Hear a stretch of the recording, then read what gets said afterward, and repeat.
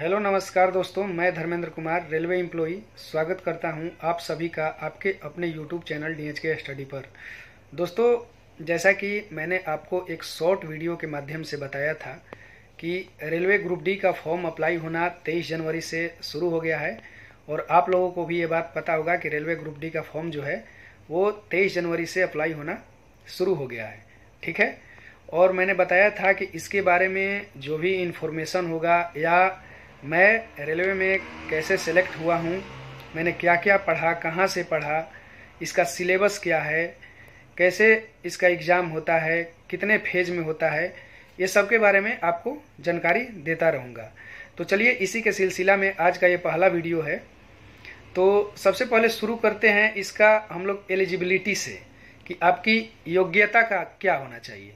तो सबसे पहले अगर आप ग्रुप डी का फॉर्म भरना चाहते हैं तो सबसे बड़ी बात यह है कि आपके पास 10th का डिग्री होना चाहिए, यानी आप 10th कम से कम क्वालिफाई होना चाहिए। ठीक है, और उसके बाद आपका एज क्या होना चाहिए, तो एज आपका 18 साल होना चाहिए। मिनिमम एज कम से कम आपका 18 साल एज होना चाहिए और मैक्सिमम 36 साल तक होना चाहिए। इसके बाद भी कैटेगरी के अनुसार जैसे OBC, EWS, इसके अनुसार एज का आपको रिलैक्सेशन यानी छूट भी मिलता है। ठीक है, तो ये तो आपका योग्यता हो गया। इसके बाद हम लोग बात कर लेते हैं सिलेबस पर। यदि आप योग्यता को फुलफिल करते हैं तो इसके बाद आपका सिलेबस का बात आता है। तो रेलवे ग्रुप डी में सिलेबस आपका होता है, सबसे पहले आपका रीजनिंग आपका 30 नंबर का होता है, 30 क्वेश्चन 30 नंबर का। दूसरा आपका मैथ होगा 25 क्वेश्चन। उसके बाद आपका साइंस होगा 25 क्वेश्चन और आपका जीके और करंट अफेयर 20 क्वेश्चन होगा, यानी टोटल आपका 100 क्वेश्चन 100 नंबर का होगा। और इसमें जो निगेटिव मार्किंग होता है वो 1/3 होता है। ठीक है, यानी आपका 3 गलत होगा तो 1 नंबर कटेगा। ठीक है, तो ये हो गया सिलेबस। ठीक, और इसके बाद आपका बात हम लोग कर लेते हैं एग्जाम का। तो जो एग्जाम है, देखिए इसका एग्जाम CBT होता है, यानी कंप्यूटर बेस्ड टेस्ट होता है। तो पहले आपका एग्जाम CBT होगा।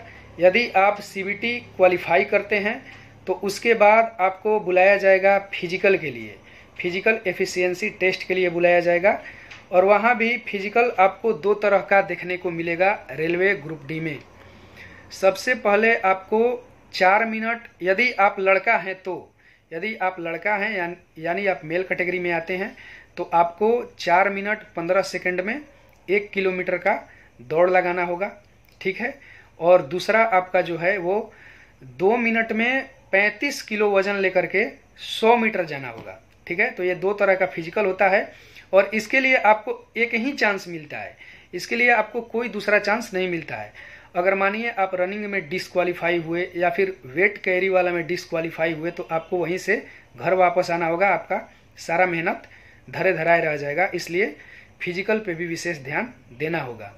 और दूसरी जो भी गर्ल्स होंगी उनके लिए ये फिजिकल होता है कि आपको 5 मिनट 20 सेकंड में 1 किलोमीटर और 20 किलो का वजन 100 मीटर लेके जाना होता है 2 मिनट में। ठीक है, तो ये हो गया फिजिकल। ठीक है, इसके बाद फिजिकल क्वालिफाई करने के बाद आपको DV और मेडिकल के लिए बुलाया जाता है और आप DV और मेडिकल भी पास कर जाते हैं तो आपका नाम पैनल में आता है और आपका फाइनल सिलेक्शन हो जाता है।